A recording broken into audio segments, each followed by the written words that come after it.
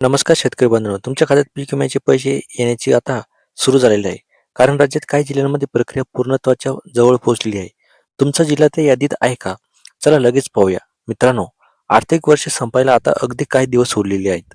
सरकारसाठी 31 मार्च पूर्वी मंजूर निधी वितरण करणे अत्यंत गरजेचे आहे. याच कारणामुळे सध्या पीक विम्याच्या फाईल्सना गती मिळालेली आहे आणि अनेक जिल्ह्यांमध्ये अंतिम टप्प्यातील काम सुरू झालेले आहे. पीक विम्याचे पैसे कधी मिळतात? जेव्हा पीक विम्याची अहवाल पूर्ण होतात, नुकसान पंचनामे तयार होतात आणि सर्व माहिती ऑनलाईन पोर्टलवर अपडेट होते, तेव्हा त्या भागातील शेतकऱ्यांचे क्लेम प्रोसेस सुरू होतात. आता जिल्ह्याची माहिती. आता सर्वात महत्त्वाचा मुद्दा म्हणजे राज्यातील काही जिल्ह्यांमध्ये काम वेगाने पूर्ण झाल्यामुळे ते पहिल्या टप्प्यात येण्याची शक्यता आहे.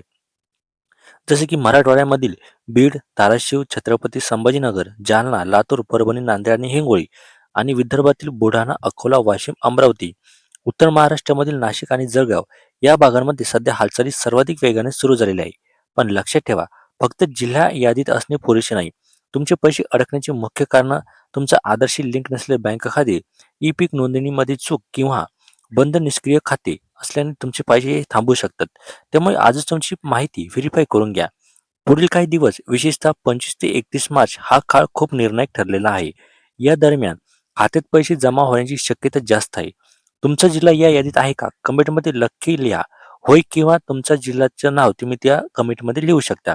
अशाच महत्त्वाच्या अपडेटसाठी चॅनलला सबस्क्राईब करा आणि बेल आयकॉन नक्की क्लिक करा. माहिती उपयुक्त वाटली असेल तर व्हिडिओ शेअर करा. धन्यवाद. जय जवान, जय किसान, जय महाराष्ट्र.